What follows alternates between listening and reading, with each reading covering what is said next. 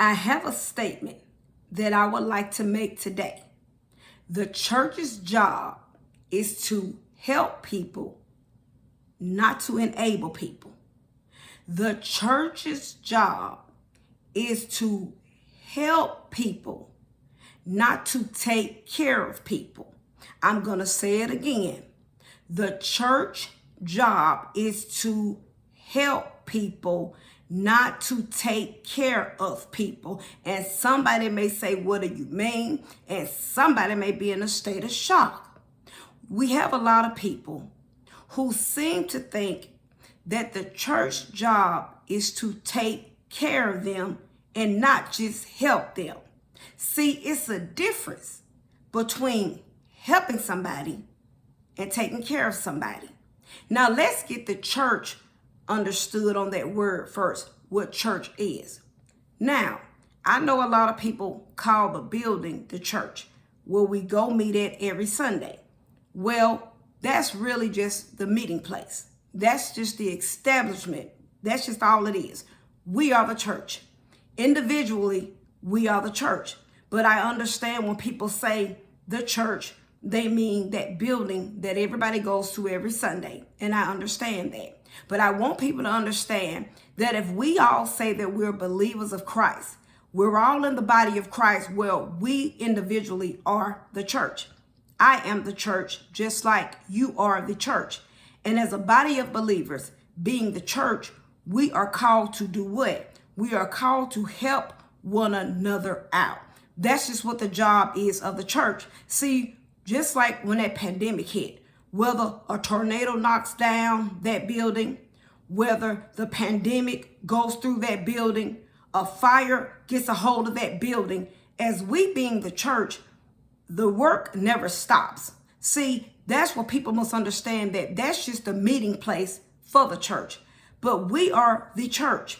We don't stop because anything happens to that building, because something happened to that establishment. If people are still in need, we don't stop helping one another out because we no longer have a meeting place. We still help people out. Why do we help people out? Because we are the church. The Lord's word doesn't stop. We don't stop living for God's kingdom. We don't stop working for God's kingdom. We don't stop doing the work that we're called to do for God's kingdom because we're not in a building every Sunday. We are the church. And that's what we're called to live a life for the Lord each and every day, not just on Sunday. So remember, people, we are the church as a body.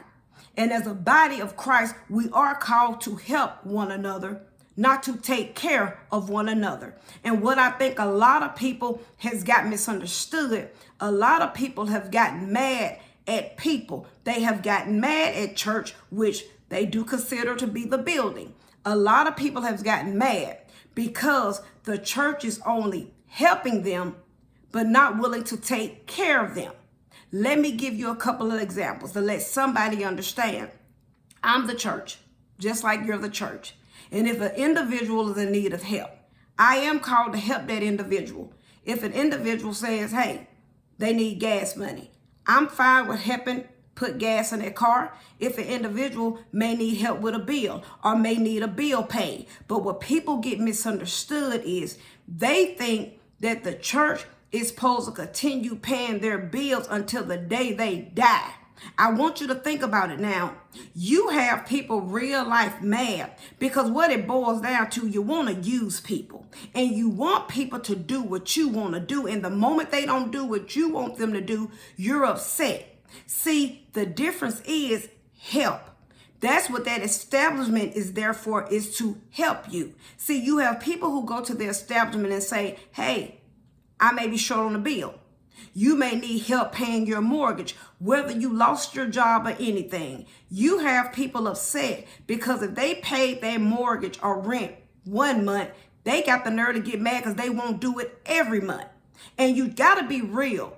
And you have to ask yourself the question, are you truly looking for the church to get you out of debt?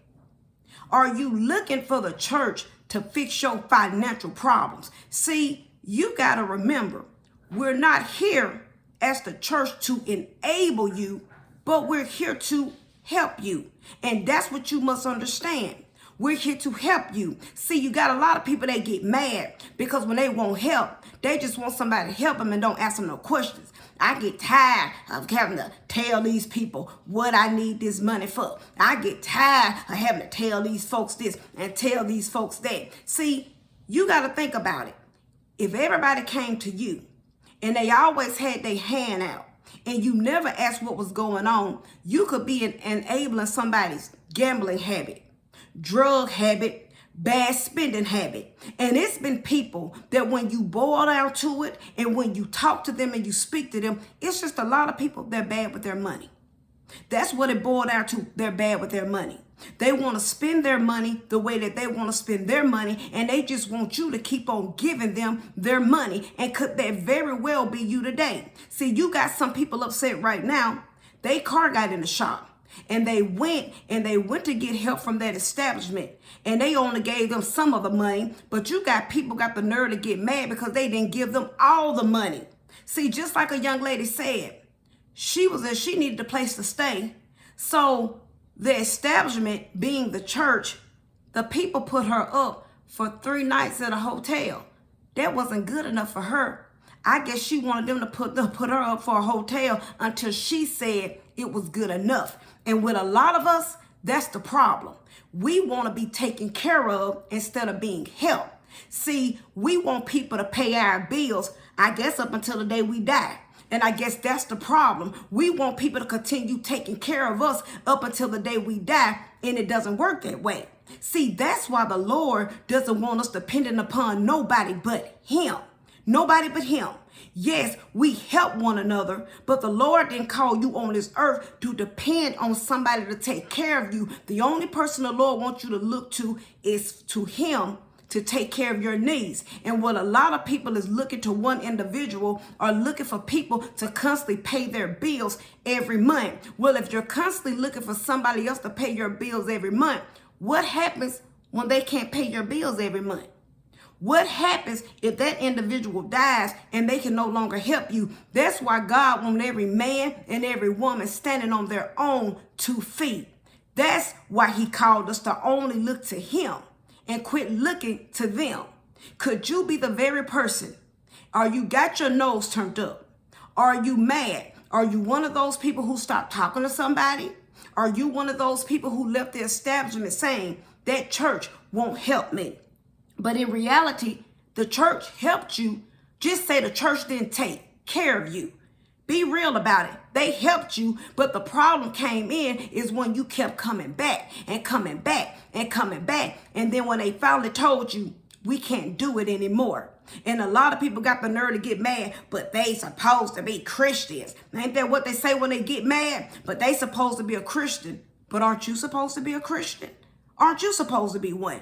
They quick to throw in somebody's face and say, but you're supposed to be a Christian when they can't get up out of you what they want to get up out of you. But aren't you supposed to be one? Aren't you supposed to be one? So I think we have to overlook it. And we really have to think and ask ourselves the question, are we truly upset because they're not helping us or they're not taking care of us?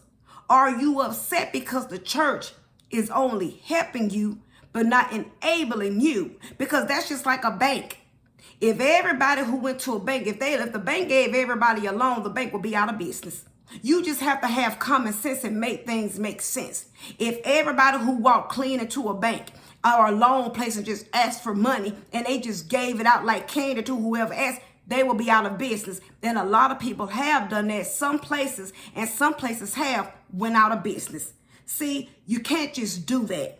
You can't just give any and everybody, because if somebody only gave to you the things that you asked, well, how are they going to be able to help anybody else? You have to think about that. And if the shoe was on the other foot, as easy as you just say, give me, give me, give me, give me, they know they can give me. Would you do it if the shoe was on the other foot? Because remember now, individually, we are the church.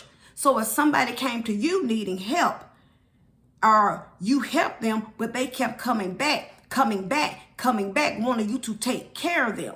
It's a difference between you helping somebody with their bills and you're taking care of somebody's bills. It's a difference. If I help you with your bill, but are you looking for that person every month to continue to take care of your bills? Would you do it?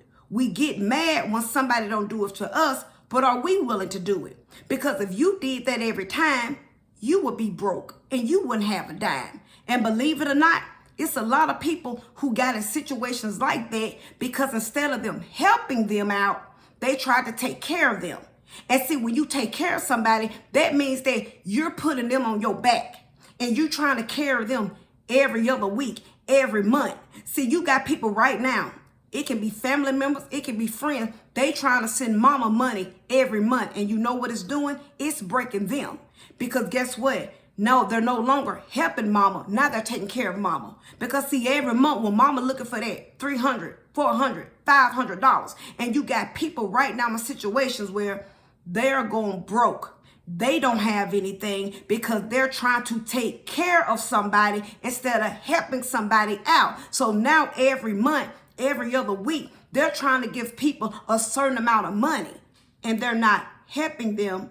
They're enabling them.